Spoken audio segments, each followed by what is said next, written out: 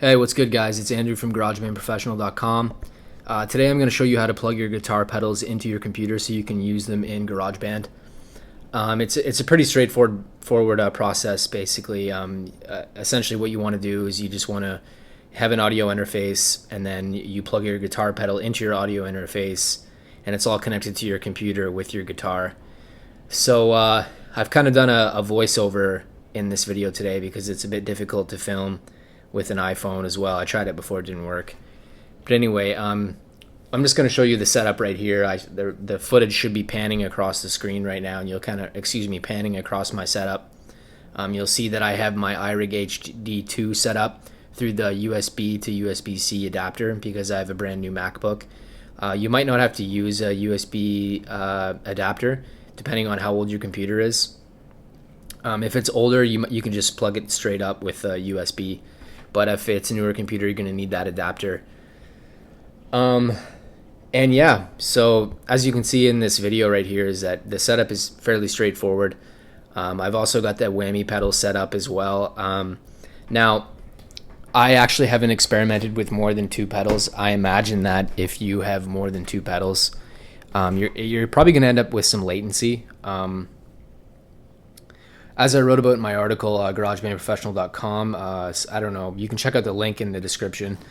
You can kind of see the order of the signal chain. It typically goes dynamics first and then kind of the effects afterwards. That's the normal way of going about it. Yeah, and it's really similar to plugins, basically. You know, you just want to experiment and kind of see what works for you. However, you know, if you're anything like me, you just want to keep it simple.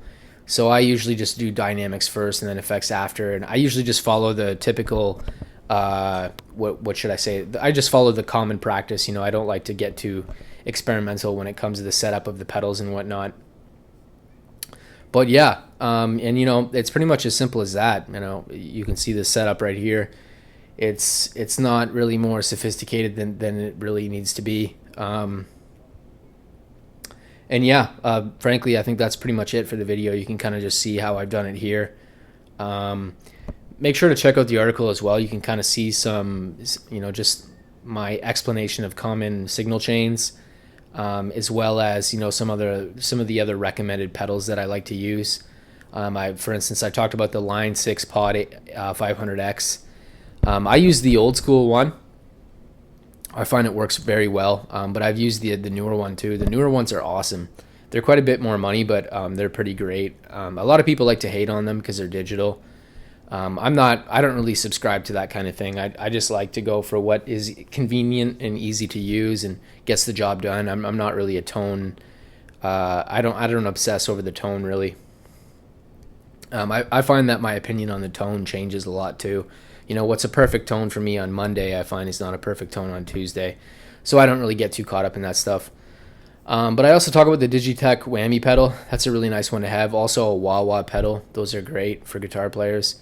And as well as an MXR 10-band EQ. You can use the 10-band EQ for vocals and other things too. So I highly recommend that one. And also the Boss RC1 loop station. That's a nice pedal as well. The loop stations, they essentially just allow you to record a chord progression or whatever, and then you can play over it and do all kinds of experimental stuff. But anyway, yeah, that's about it. I hope you enjoyed this brief video, and I think that's all for today, and I'll see you next time.